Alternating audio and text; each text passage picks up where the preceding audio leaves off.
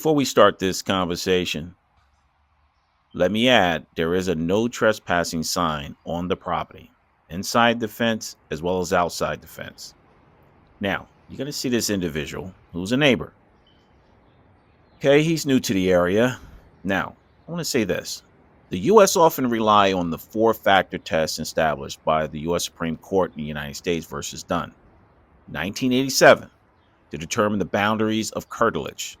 So you guys look this up. There's four-factor tests: proximity, enclosure, use, and protection. Okay?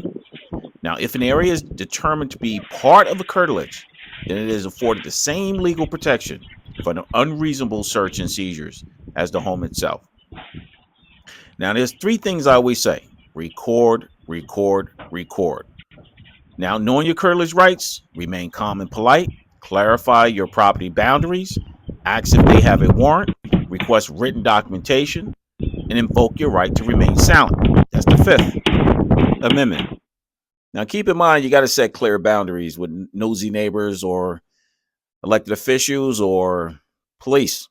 Post no trespassing signs, document the conversation of the annoying actions by your neighbors, send a formal letter, install security cameras, fencing, barriers, lighting, call the authorities. But in this township, they failed, so I wouldn't call the authorities. I would just probably fill out a form and just submit it.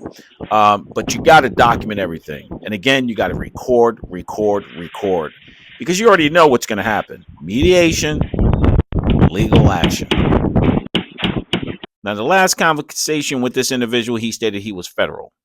So he should be treated like any other law enforcement officer.